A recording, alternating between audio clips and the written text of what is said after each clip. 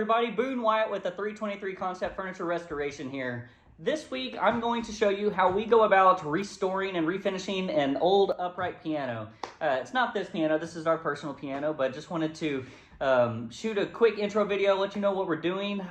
Really hope y'all stay tuned and watch the whole video with us.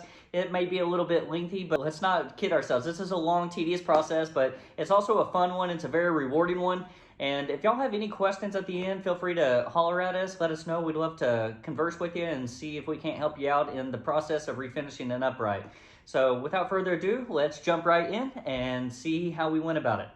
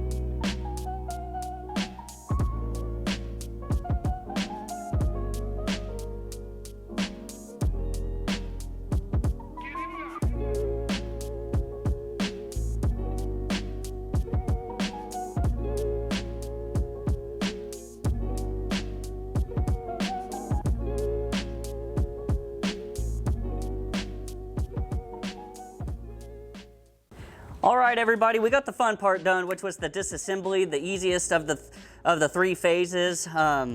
As you saw, it wasn't that difficult. It was all flathead screws, and the only things that gave me a hiccup were these two end panels, which did not come off. They're glued on there, which is fine. We'll just have to tackle it a little bit of a different way to sand it. And the reason I try to dismantle it as much as possible is it makes the sanding process that much easier when we get ready to remove the finish. So that being said, the only other hiccup was the legs, the front legs. I didn't realize how much those the piano relied on those for a little counterbalance. I thought it all relied on this area right here, but so that's why I left the legs on. And then also the 3 pedals down there don't come out without removing the pin, and I didn't want to do that. So I left the pedals in there. They'll be out of the way when I get ready to finish it. I think they'll be fine. But other than that, the next step in the process is going to be removing the finish, and I'm going to use a couple different sanding techniques on that. The first and major way is I use my orbital sander on my larger flat surfaces. It's a 5-inch orbital by Festool, and it's really great at finish removal. You can use any store-bought sander. This one is good. I got this a few years ago because it's great for the dust extraction and keeps the dust in my shop down to a minimum, if any. So it's really great at that. And the other sander I'll use, which is good for harder to reach areas, the corners, contours, is my 3x4 Unita Eca sander. And I just got it recently, and I'm really liking it. I think it's great for scuff sanding and finish removal and getting on, like I said, some of the contours, like the legs. I'll probably use it a little bit on there. Some of these contours on the shape here, I think it'll work really good for those. And then my third and final process, you saw maybe a couple detailed areas like the bench legs, the legs here on the front of the piano, and that large front panel at the bottom had some grooves in it. So I'll use my soda blasting tool to go in there and just spray it, which it's spraying out soda blasting material, and it removes the finish from those areas, and it's so much easier than hand sanding, and I can't recommend that tool enough. You know, if you have a larger compressor, like we use a 60-gallon, and I found that at a garage sale for I think around $400 or $500, so they're very doable. And then the gun itself is less than $100. So if you do a lot of sanding and finish removal, especially on difficult shapes, that tool pays itself off like that. So highly recommend that tool. If you are painting your piano, you don't really need to go through all of this. You need to use maybe a deglosser, like Crud Cutter. Clean it up real good, and then you can do a little bit of hand sand, scuff sand it, and that'll help your primer to adhere a lot better. But the only reason we're going to sand and get this finish completely off of here because the customer wants to go back with the exact same finish, which looks like an early American stain. So we're going to completely remove all the finish that's on here in the visible areas. And he gave me permission, if it's in good enough shape, just leave it and blend it, just clean it up real good, which there was only 1 or 2 areas, maybe like underneath the lid, that we're not going to have to touch. But other than that, let's jump right into sanding and knock it out.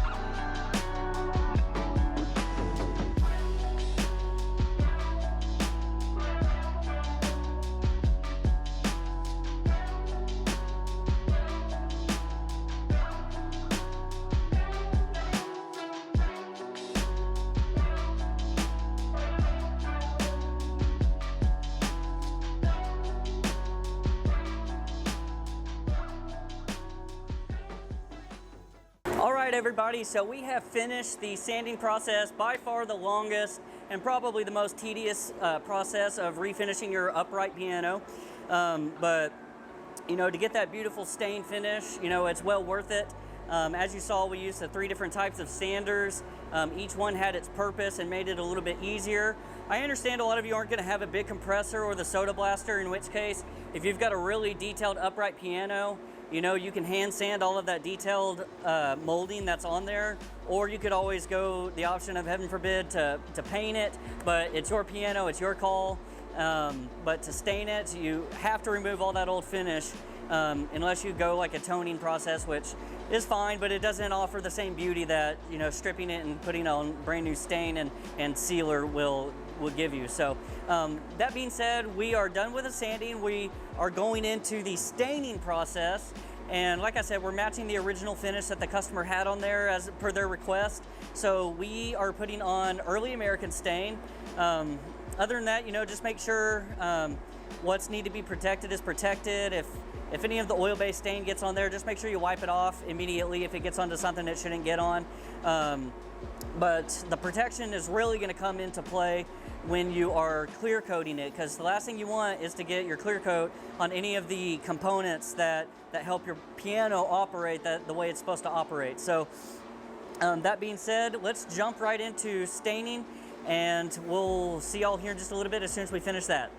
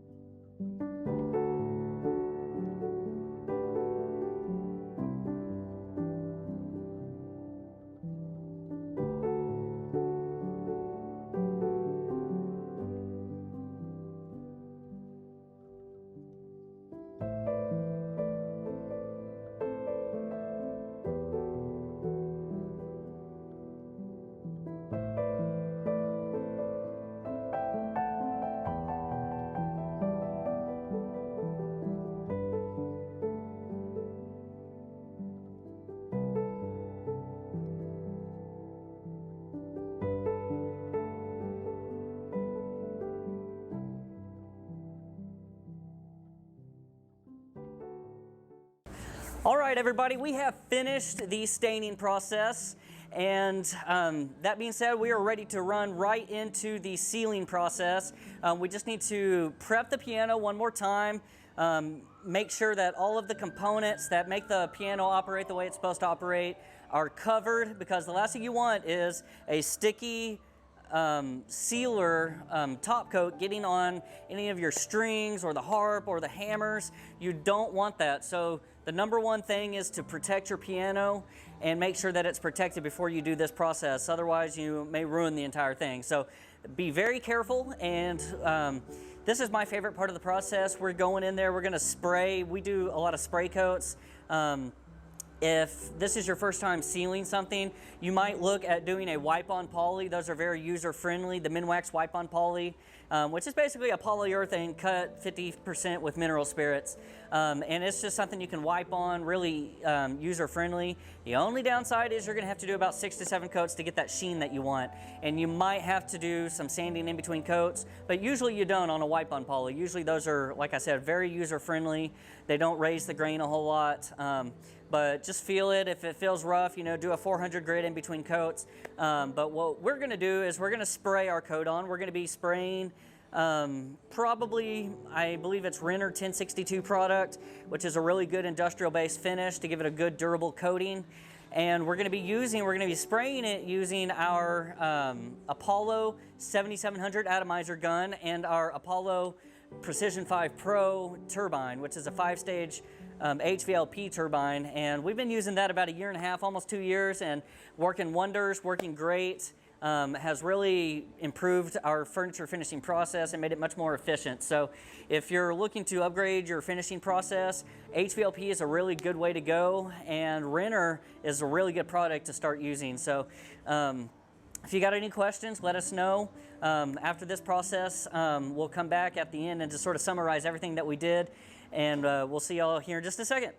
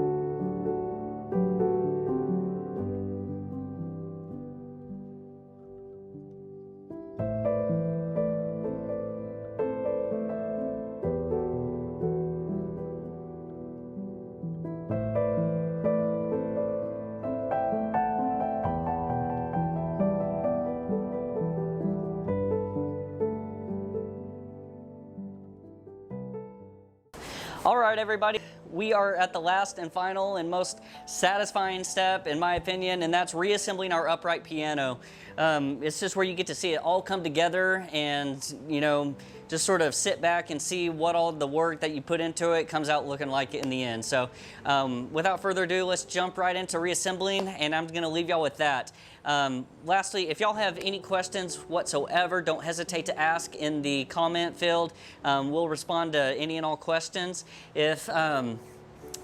If y'all don't mind to help us out in that YouTube algorithm, or if you know anybody who would love to see this video, hit that like button, share it with your friends, and subscribe to our channel, hit that notification bell, and you will receive all the updates to future videos that we put out, and we try to do one every week. So thanks again for tuning in, and we'll see y'all next time. Later.